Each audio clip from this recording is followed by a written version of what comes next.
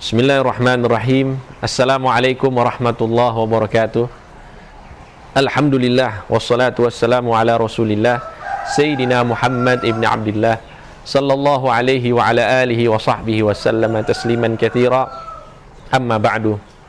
Pemirsa jamaah sekalian rahimakumullah, untuk menjadi manusia yang berakhlak sebagaimana Nabi Muhammad sallallahu alaihi wasallam, maka kita harus mencari prioritas terlebih dahulu.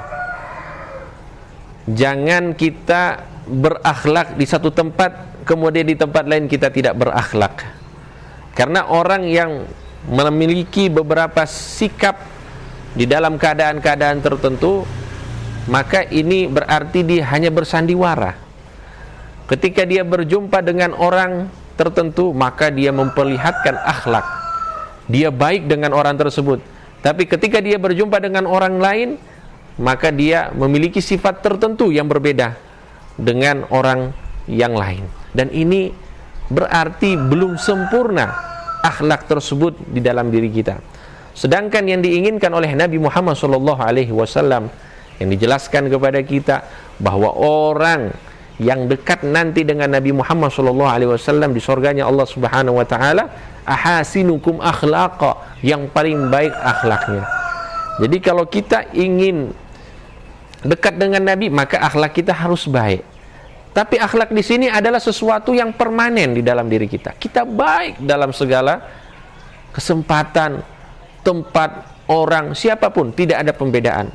Sebagaimana yang kita lihat dari Nabi Muhammad sallallahu alaihi wasallam. Jamaah sekalian rahimakumullah, walaupun kita tidak mungkin sesempurna Nabi Muhammad sallallahu alaihi wasallam, akan tetapi kita berusaha untuk dekat dengan sifat dan akhlaknya Nabi Muhammad sallallahu alaihi wasallam. Nabi Muhammad sallallahu alaihi wasallam telah mengajarkan kepada kita, kalau kita ingin menjadi orang-orang yang berakhlak, maka kita harus mulai dari rumah kita terlebih dahulu. Kita harus berusaha menjadi orang baik, orang yang berakhlak dengan keluarga kita.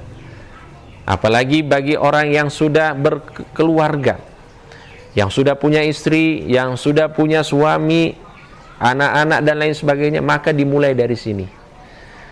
Karena di dalam lingkup keluarga, yang keluar dari kita adalah sifat asli. Orang itu tidak mungkin bersandiwara di dalam rumahnya.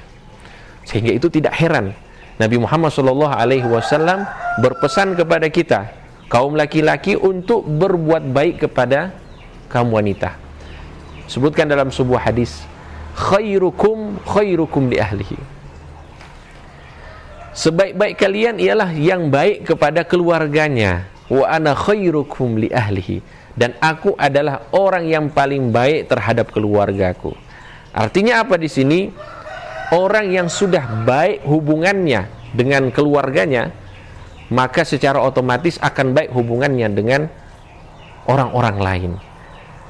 Karena sudah tertata, sudah terbentuk akhlak di dalam dirinya. Ketika seorang suami bisa baik kepada istrinya, maka insya Allah dia akan baik kepada teman-temannya, dia akan baik kepada keluarga, kerabatnya, dan semuanya ini akan menjadi baik. Dan sebaliknya, kalau misalnya dia buruk terhadap keluarganya, dia buruk dengan keluarganya, maka akan sulit dia bisa berinteraksi dengan orang lain dengan baik.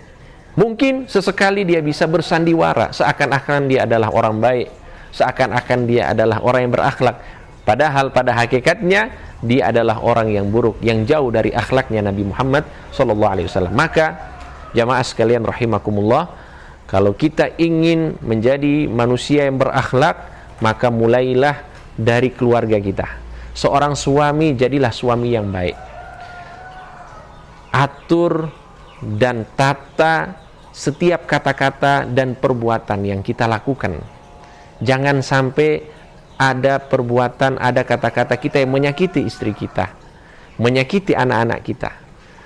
Karena dengan itu kita insya Allah akan bisa membentuk akhlak tersebut di dalam diri kita, sehingga ini akan menjadi akhlak yang permanen yang diinginkan oleh Rasulullah SAW, sehingga akan baik hubungan kita dengan Allah dan juga dengan makhluk-makhluknya Allah Subhanahu wa taala. Amin ya rabbal alamin.